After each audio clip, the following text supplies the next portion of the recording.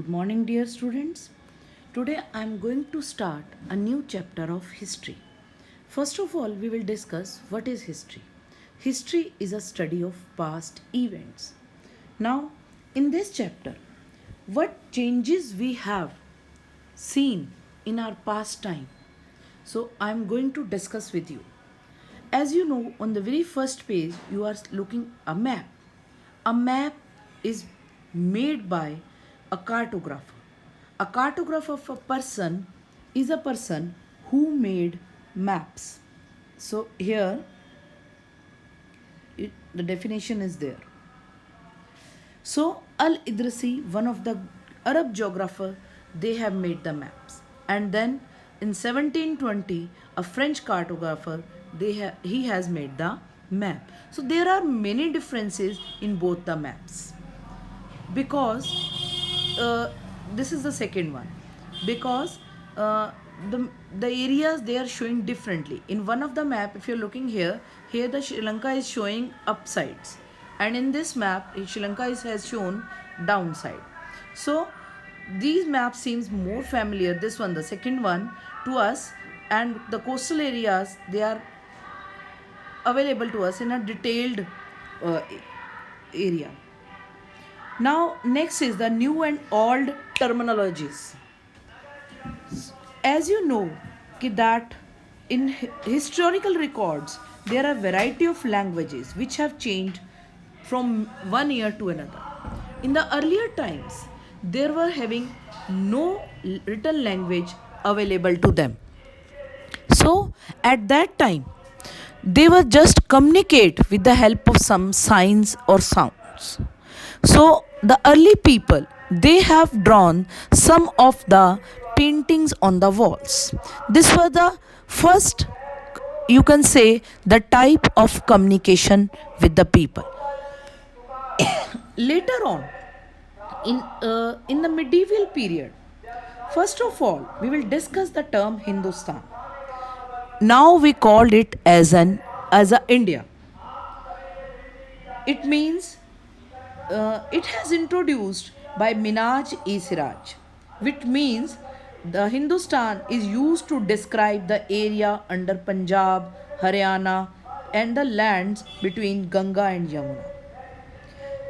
Babar used Hindustan, and it described later on. The Babar used Hindustan to describe the geography of fauna and the culture of inhabitants of the subcontinent, as we will see later in this chapter. Then Amir Khusro used the word Hind, which means the idea of geographical, cultural, and unity like India. And India exists from the term Hindustan. It did not carry any of the political or national meanings. Now the next is the foreign. Dear students, if we notice that many of the terms has changed with the time, as I am going to discuss one of the term with you, that is the foreigner. Now you easily understand what does I mean. Foreigner nowadays mean the people, those who are living in other country. They are considered as foreigners. But in medieval time, the foreigner means the any person or stranger who is not living in a village, or who appeared in a village to just live for 1 day or 2 day. You can call that person a pardesi, means who come along in the village to maybe for the work, maybe for the trading, means for a short period of time. Now historian and their sources. Dear students, always we are having many resources, but still we are having lack of resources. Why I have called just say this line? Because as you know, we are having written resources available to us. That is maybe in the form of inscriptions or some written documents we are having. The written records, they were available to us on palm leaves also, bark of trees also, but they were spoiled with the time. Maybe due to the insects, maybe due to the time. They were spoiled. Excuse me. So, when they were spoiled, the historians or the archaeologists, they used their mind to develop the things. So, when they were read by some other one or the other historian, they developed their new things.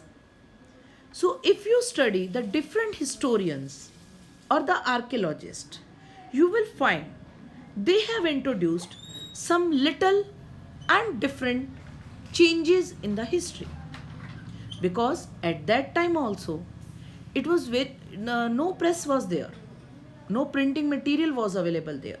So the people, they write themselves, and when they write themselves, so maybe unknowingly they have introduced the changes. So it is very much difficult for us to rely on the sources, means which one is correct or which one is wrong or which one is more correct, we can say so. So the various things are available to us. Still we are having coins, inscriptions, architecture, textual records. All these things are available to us for information. And even the people, they slowly displaced from one place to another, and definitely the things were also changed. Some people, they always used to write some of the holy text or maybe the life of the kings. So again, there is ambiguity. Those who have written the text, they have again made the changes. And those who have written the story of kings, the whole of their written inscriptions, they move around the life of a king. A very less, I'm saying very less concentration was given to the life of the common people. Means we are having a very good material is available to us for the life of the kings, but very less things are available to us for the life of common people. So if we are just collecting the things, we are not able to know, or you can say very less availability of the information, how the common people, they spend their life. Because as we have discussed earlier also, there was no printing press and there were very less persons was there who have written about the common people. As a result, we are having small but significant differences in our copy of the inscriptions. And this, you can do it activity. You can write a story with your friends. First of all, you listen the story. Then you and your friends write the same story in your notebooks. And after writing that story, if you study the story of each and every friend, you will find there are some changes. At the same time, when you have heard the story, from the same time, you have introduced some changes. Then how can we say it is not possible that the historian or the archaeologist, when they have written the things after so many years ago, why are they not able to introduce the changes? Definitely, they themselves do that. So they also introduce small of the changes. And we are totally dependent upon the copies made by them. As a result, a historian have to read different manuscripts version of the same text. So very difficult to guess who had written original. Now, new social and political groups. The study of thousands of years between 700 to 1750 is a huge challenge of the historians, because the variety of development that occurred at that time. A different movements in that period was done. New technologies were introduced. New appearances were there. Many people, they visited from other areas on Indian lands. So very much difficult to collect all such things in a proper manner. Next thing, introduction of wheel was there at that time. So It was also used for the spinning purpose also, weaving purpose also.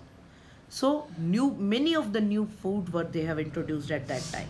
Potatoes, corn, chilies, teas and coffees. Many other new innovations were there. Like crops, people started growing the crops, many of the crops in that area. As a result, this was a period of economic, political, social and cultural changes. Now, how the culture changes? As you have discussed or read your chapter in your sixth class also, because of the movement of the people, they have introduced many of the changes in their society. If the people they move from one place to another, their culture, their religion, their habits, they also move from one place to another. So, this was the good period of the economic, political, or cultural development also. And groups of people they move from one place to another. They move for their livelihood, and they also move to protect themselves from natural hazards also. Next, one of the group of people who become important at that time, that was the Rajputs, the son of rulers. The Rajput means the son of rulers because this was the caste which was considered to the rule the people between the 8th and the 14th centuries. And this was a term which was also applied to a group of warriors, and they were called as the Kshatriya caste status or the Kshatriya group. This term included not only the just rulers but also soldiers, and commanders of the army. Many other groups were also there. They were in medieval time. Later on they developed, and we will also study about that caste in our coming chapters. They were the Marathas, Sikhs, Jats, Ohms. Many were there at that time.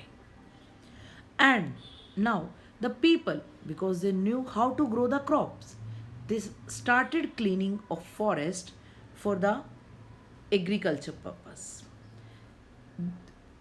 They just changed their lifestyle from the movement of the people to a settled life.